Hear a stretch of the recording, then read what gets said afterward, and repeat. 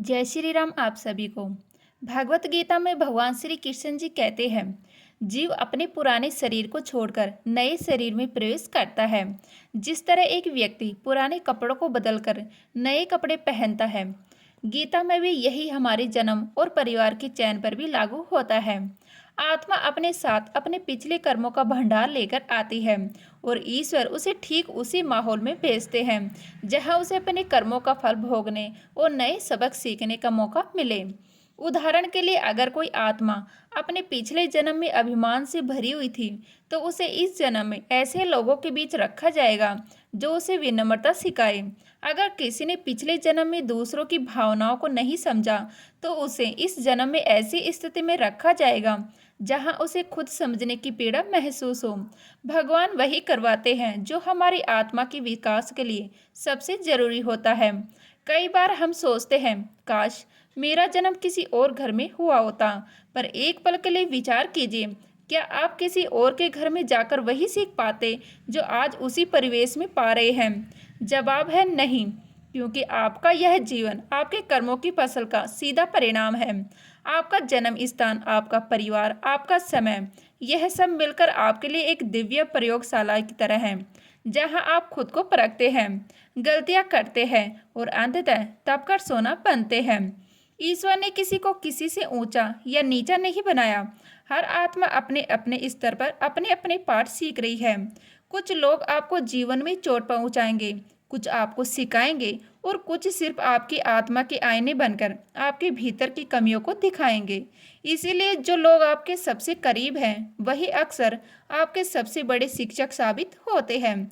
कभी कभी जो आपको सबसे ज़्यादा दुख होते हैं, वो ही आपके लिए सबसे महत्वपूर्ण आत्माएं होती हैं, क्योंकि भगवान ने उन्हें उसी भूमिका में रखा है ताकि आपकी आत्मा विनम्रता, करुणा और धैर्य का असली स्वाद चख सके। यही बात बहुतों को कठोर लगती है कि भगवान कठोर है। हाँ, वो कठोर है क्योंकि वे सस्ता प्रेम नहीं देते। वो वह प्रेम देते हैं जो आत्मा को झकझोर दे, उसकी नींद तोड़ दे। वो हमें फूलों से नहीं बल्कि कांटों से सिखाते हैं, ताकि अगली बार जब हम किसी और के जीवन में आए तो खुद किसी के लिए फूल बन सके। भगवान भावुक होकर निर्णय नहीं लेते, वो संतुलित होकर हमें वही देते हैं जो हमारे विकास के लिए सबसे आवश्यक है। यही कारण है कि कोई माँ के असीम प्रेम में जन्म लेता है, तो कोई उसकी अनुपस्थिति में, कोई पिता के आशीर्वाद और स्नेह में बड़ा होता है, तो कोई उनकी छाया के बिना। क्योंकि हर आत्मा का पाठ अलग है और हर जन्म उसकी अगली कक्षा है। अब सोचिए, जब आप किसी से कहते हैं, मेरे घर वाले मुझे नहीं समझते, तो क्या आप यह मान लेते हैं कि भगवान ने कोई गलती की है? नहीं, उन्होंने आपको वहीं रखा है जहां आपकी आत्मा को स्वीकृति की भूख को समझना था। आपको यह जानना था कि आपको स्वीकार करने वाला कोई और नहीं बल्कि ईश्वर स्वयं है। जब यह समझ आ जाती है, तो शिकायतें धीरे धीरे मिटने लगती हैं और उनकी जगह आभार का भाव जन्म लेता है। आपको परिवार से संघर्ष नहीं करना होता, बल्कि उनसे सीख लेनी होती है। आप उन्हें बदलने नहीं आए, आप अपने भीतर कुछ बदलने आए हैं। यही जन्म का असली कारण है। कभी यह मत सोचिए कि भगवान ने आपके साथ अन्याय किया है।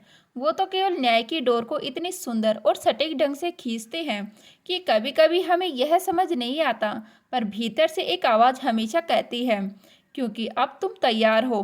अगर आप इस बात को गहराई से समझ गए कि आपका जन्म, आपके घर का चयन, आपके परिवार के रिश्ते, यह सब एक दिव्य योजना का हिस्सा है, तो आपकी आधी उलझनें तो वैसे ही खत्म हो जाएंगी। आपके दुख का कारण यह नहीं कि भगवान दूर हैं, बल्कि यह है कि आप उनके इस खेल को अभी तक समझ नहीं पाए। भगवान कोई भी आत्मा गलत जगह नहीं भेजते, वो उस स्थान पर भेजते हैं जहां आत्मा को उसकी सबसे बड़ी सीख मिलती होती है, और वही स्थान परिवार कहलाता है। तो जब अगली बार आपके मन में यह सवाल उठे कि मैं इस परिवार में क्यों पैदा हुआ, तो बस मुस्कुराइए और अपने भीतर कहिए, क्योंकि यही मेरा कक्षा कक्ष है और यही मेरे भगवान का सही निर्णय है। अब थोड़ा और गहराई से चलते हैं।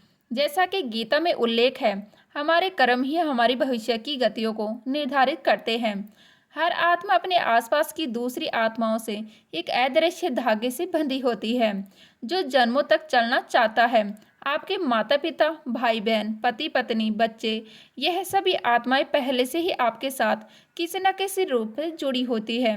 कभी आपने किसी को दुख दिया था तो इस जन्म में वही आत्मा आपके जीवन में आई है, ताकि आप खुद महसूस कर सकें कि वह दुख क्या होता है।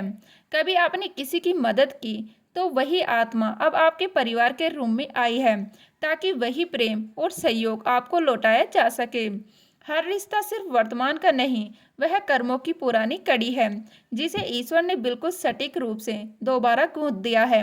यही कारण है कि कोई बच्चा जन्म से ही अपने पिता से डरता है और कोई माँ के बिना भी पूरी तरह संतुष्ट रहता है, क्योंकि आत्माएं अपने बीच के पुराने बंधन और अनसुलझ भाव लेकर ही आती हैं। भगवान सब कुछ जानते हैं। वो किसी को किसी के घर में बिना किसी उद्देश्य के नहीं भेजते। वो उस आत्मा को ठीक उसी घर में उतारते हैं जहां उसकी अधूरी यात्रा पूरी हो सके। कभी आप किसी को बहुत प्यार करते हैं और वह आपको समझ नहीं पाता, तो समझ जाइए कि उस आत्मा के साथ आपकी कोई पुरानी कहानी अधूरी थी। भगवान चाहते हैं कि अब आप उस अधूरी कहानी को प्रेम, समझ और क्षमा के साथ पूरा करें। आपके परिवार का हर व्यक्ति एक आईना है, जो आपके भीतर की किसी न किसी कमजोरी या सीखने योग्य बात को दर्शा रहा है। जो व्यक्ति आपको क्रोध दिलाता है, वह आपके भीतर के अधैर्य का दर्पण है। जो आपको तिरस्कार दिखाता है, वह आपके भीतर के अहंकार को जगा रहा है। और जो आपको बिना शर्त प्रेम देता है, वह आपको यह याद दिला रहा है कि ईश्वर आपके अंदर भी प्रेम बनकर बैठा है। आपको बस इतना पहचानना है कि कौन आपको क्या सिखाने आया है। भगवान कभी सीधे सीधे नहीं बोलते, वो लोगों के रूप में बोलते हैं। वो एक माँ के रूप में बोलते हैं, जो हर दर्द में कहती है, चिंता मत करो, सब ठीक हो जाएगा। वो एक पिता के रूप में बोलते हैं, जो कठोर शब्दों में भी सुरक्षा की भावनाएं छिपा बैठा है। वो एक भाई के रूप में बोलते हैं, जो मजाक में भी आपका साथ नहीं छोड़ता। वो एक बहन के रूप में बोलते हैं, जो बिना बोले ही सब कुछ समझ जाती है। और कभी कभी वो उस रिश्ते के रूप में बोलते हैं जिसे आप सबसे कठिन मानते हैं, ताकि आप धैर्य का असली अर्थ समझ सके। आपका परिवार आपके खिलाफ नहीं, वो सिर्फ एक माध्यम है जिनके द्वारा भगवान आपको आपके असली दिव्य रूप तक पहुंचा रहे हैं। आपके जीवन में जो झगड़े, असहमतियां और अपेक्षाएं हैं, वो सब भगवान की बनाई हुई एक प्रक्रिया है, ताकि आप अपने भीतर झांक सके। अगर सब कुछ आसान होता तो कोई कुछ सीखता ही नहीं। भगवान जानते हैं कि सच्ची समझ अक्सर पीड़ा के बीच से ही आती है, और इसीलिए उन्होंने हमें ठीक वहीं रखा जहां हमारे भीतर का अंधकार सबसे जल्दी उजाले में बदल सके। अगर कोई कहता है कि उनका परिवार उसका भाग्य बिगाड़ रहा है, तो सच यही है कि उसका परिवार उसका भाग्य नहीं, बल्कि उसके अपने ही कर्मों का प्रतिबिंब है। जो आत्मा जैसी है, उसे वैसी ही परिस्थितियां मिलती है। आपका परिवार वही है जो आपकी आत्मा को सुधारने और निखारने में मदद करे। भगवान ने आपको वहां भेजा है जहां आपकी परीक्षा सबसे कठिन होगी, क्योंकि वही आपके उत्थान का राज छिपा है। गीता में श्री कृष्ण जी अर्जुन जी से कहते हैं, हे अर्जुन, जो व्यक्ति सुख दुख, लाभ हानि, जीत हार में समान रहता है, वही मोक्ष के योग्य है। यह संभव हमें अपने परिवार के बीच रहकर ही सीखने को मिलता है। जो व्यक्ति अपनी आत्मा पर विजय पाना चाहता है, उसे भगवान अक्सर कठोर परिस्थितियों में डालते हैं, क्योंकि वो जानते हैं कि आराम तो आत्मा को सुला देता है, लेकिन संघर्ष उसे जगा देता है। आपके घर का माहौल, आपके परिवार के स्वभाव, यह सब आपके पिछले कर्मों की ही गूंज है। ईश्वर वही करवाते हैं जो आपने कभी दूसरों के साथ किया था। आज जो कोई आपकी बात नहीं समझ रहा, शायद पिछले जन्म में आपने भी किसी को समझे बिना ही छोड़ दिया था। आज जो आपको अपमानित करता है, शायद कभी आपने किसी की भावनाओं का मूल्य नहीं समझा था। ईश्वर सजा देने के लिए न्याय नहीं करते, बल्कि वो संतुलन बनाते हैं। वो यह सुनिश्चित करते हैं कि हर आत्मा वही अनुभव करे जो उसने किसी और को दिया था, क्योंकि तभी सीख पूरी होती है, कर्म चक्र बंद होता है और आत्मा मुक्ति की ओर बढ़ती है। लेकिन यह बात तभी समझ आती है जब हमारा मन शांत हो। जब हम दुख के बीच में होते हैं तो यह सब सिर्फ एक सिद्धांत लगता है, पर भगवान का खेल सिद्धांतों का नहीं बल्कि अनुभव का है। वो आपको उस आग में डालते हैं जहां अहंकार पिघलता है। वो आपको ठीक उसी घर में भेजते हैं जहां मैं सही हूँ की भावना टूटती है। और जब यह भावना टूट जाती है, तभी ईश्वर का प्रकाश हमारे भीतर उतरता है। याद रखिए, परिवार सिर्फ खून का रिश्ता नहीं होता, यह आत्माओं का पवित्र बंधन है। ईश्वर ने इन आत्माओं को एक साथ रखा है ताकि आप करुणा जागे, समझ जागे और सबसे बढ़कर विनम्रता जागे, जो सिर्फ किताबी ज्ञान से नहीं बल्कि जीवन जीने से आती है। भगवान की नज़र में परिवार किसी पुरस्कार या दंड की जगह नहीं है, यह एक प्रयोगशाला है जहां आत्मा का सच्चा विकास होता है। तो जब कभी आपको लगे कि आपके घर वाले आपको नहीं समझते, तो अपने भीतर यह कहिए, धन्यवाद हे प्रभु, आपने मुझे यह सीखने का अवसर दिया, क्योंकि वही क्षण आपकी आत्मा के सबसे बड़े विस्तार का होता है। हर रात जब आप थक कर सोने जाएं, अपने मन में यह कहिए, हे प्रभु, धन्यवाद कि आपने मुझे इन आत्माओं के बीच रखा जिन्होंने मुझे प्रेम, धैर्य और क्षमा का असली मतलब सिखाया। और फिर देखें, धीरे धीरे आपका जीवन कितना शांत और समृद्ध होने लगेगा। जो रिश्ते पहले बोझ लगते थे, वही अब एक साधना बन जाएंगे, और जो परिवार कभी आपको सीमित लगता था, वही अब आपकी मोक्ष का द्वार बन जाएगा। अब इस बिंदु पर रुकिए और एक पल के लिए अपने भीतर झांकिए। क्या आपने कभी सोचा था कि आपका जन्म इतना अर्थपूर्ण है कि आपका परिवार कोई सामान्य जगह नहीं, बल्कि भगवान का चयनित आत्मिक क्षेत्र है? अगर यह बात आपके हृदय को छू रही है, तो यह संदेश आपके लिए ही था। जब कोई आत्मा इस समझ तक पहुंच जाती है कि उसका परिवार कोई संयोग नहीं बल्कि ईश्वर की योजना का माध्यम है, तो जीवन अचानक बदलने लगता है। वह हर रिश्ते में एक गहरा अर्थ खोजने लगती है, हर चोट में एक संदेश, हर दूरी में एक संकेत और हर मौन में एक दिव्य संवाद सुनाई देने लगता है। और यह वही पल होता है जब इंसान पहली बार ईश्वर को वास्तव में समझना शुरू करता है।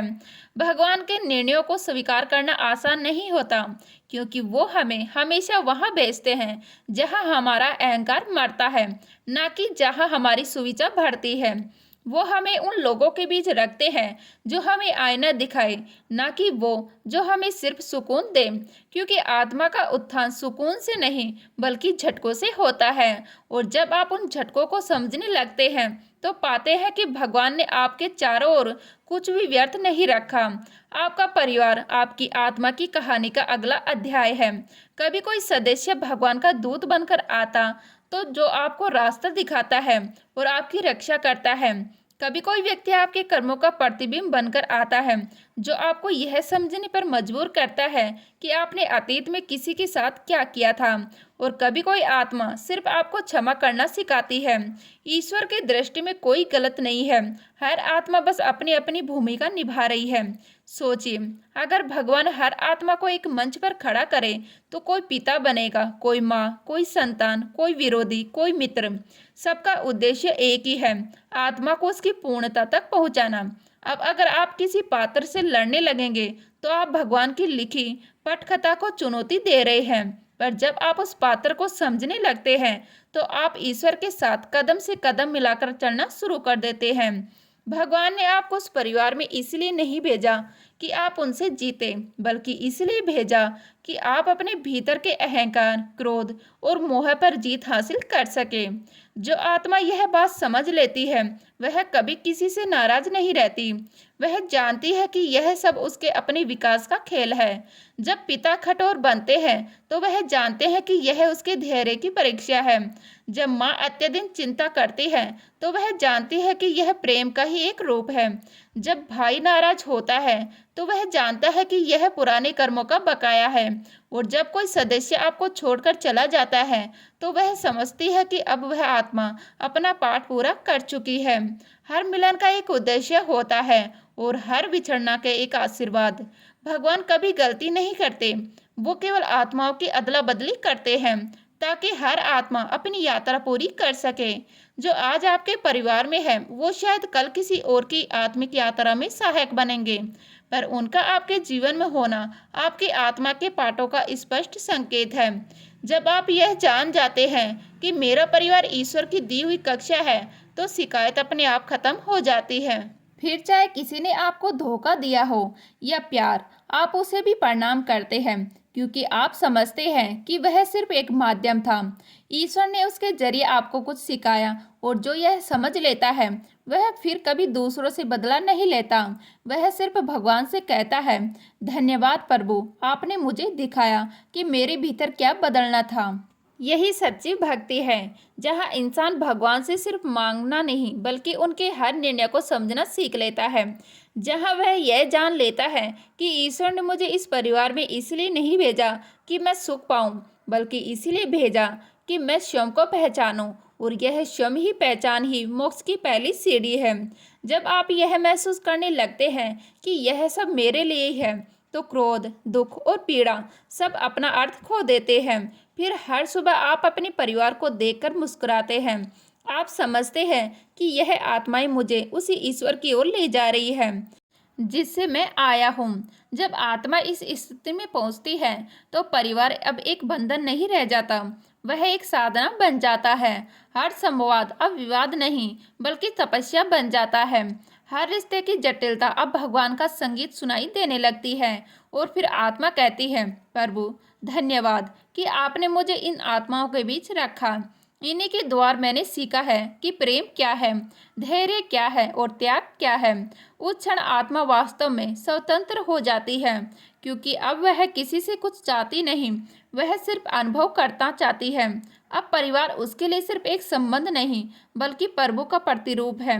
वह हर चेहरे में भगवान को देखने लगती है, और यही वह अवस्था है जहाँ साधारण मनुष्य एक सच्चा भक्त बन जाता है। भगवान कभी सीधे सीधे नहीं कहते मैं हूँ, वो रिश्ते के रूप में प्रकट होते हैं और धीरे धीरे कहते हैं, पहचानो मुझे।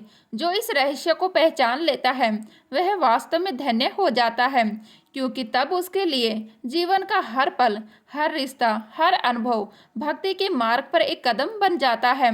और यहीं पर आपकी यह आत्मिक यात्रा अपने चरम पर पहुंचती है। अब जब भी जीवन में यह सवाल उठे, मेरा जन्म इस परिवार में क्यों हुआ, तो बस अपने भीतर से एक उत्तर दीजिए, क्योंकि प्रभु ने मुझे वही दिया जहाँ मेरी आत्मा को खुद से मिलना था। अगर यह बात आपके भीतर तक उतर गई है, अगर आपने महसूस किया है कि हर रिश्ता वास्तव में ईश्वर का एक संदेश है, तो इस पवित्र क्षण में बस अपने हृदय से एक सच्चा धन्यवाद निकलने दीजिए। धन्यवाद हे प्रभु, आपने मुझे मेरे कर्मों की सच्चाई दिखा दी है। आप अभी भक्ति के मार्ग पर हैं, जहाँ हर शब्द आत्मा को छूने के लिए लिखा जाता है और हर कहानी भगवान तक पहुँचने की एक सीढ़ी बनती है। तो धन्यवाद। तो उम्मीद करती हूँ यह वीडियो आपको अच्छी लगी होगी। अच्छी लगी हो तो लाइक करें, शेयर करें, नए हैं तो प्लीज़ सब्सक्राइब कर लीजिएगा। मिलते हैं इसी तरह की नई वीडियो के साथ, तब तक के लिए जय हिंद, जय भारत, जय श्री राम।